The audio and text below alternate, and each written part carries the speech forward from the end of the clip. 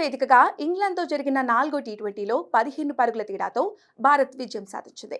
ఇక ఈ మ్యాచ్లో యువ పేసర్ హర్షిత్ రాణా కంకషన్ సబ్స్టిట్యూట్గా వచ్చి తన టీ20 అరంగేట్రం చేశాడు. వాస్తవానికి 4వ టీ20 మ్యాచ్ తుది జట్టులో హర్షిత్ రాణాకు చోటు దక్కలేదు. ఆల్రౌండర్ శివం దూబే స్థానంలో హర్షిత్ రాణా మైదానంలో అడుగుపెట్టాడు.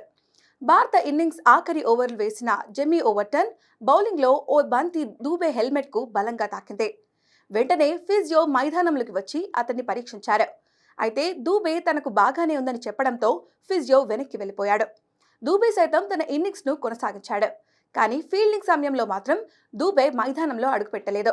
2 ఓవర్ల తర్వాత అతడికి బదులు హర్షిత్ను మేనేజ్మెంట్ తీసుకొచ్చింది. కంకషన్ సబ్స్టిట్యూట్గా వచ్చిన హర్షిత్ రాణా మ్యాచ్ విన్నింగ్ ప్రదర్శన కనబర్చాడు.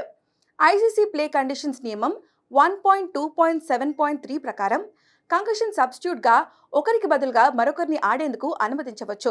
అయితే ఆ కంకషన్ రీప్లేస్మెంట్ అభ్యర్థనను ఐసీసీ మ్యాచ్ రిఫరీ ఆమోదించాలి. లైక్ ఫర్ లైక్ రీప్లేస్మెంట్ విధానాన్ని పాటించాలి.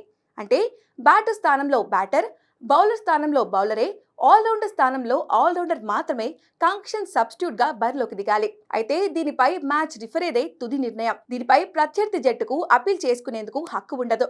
ఇక మ్యాచ్లో దూబే ఆల్రౌండర్ కాబట్టి అతడి స్థానంలో హర్షిత్ రాణాను ఆల్రౌండర్గా పరిగణించి మ్యాచ్ రిఫరీ కంకషన్ సబ్స్టిట్యూట్గా అనుమతించాడు.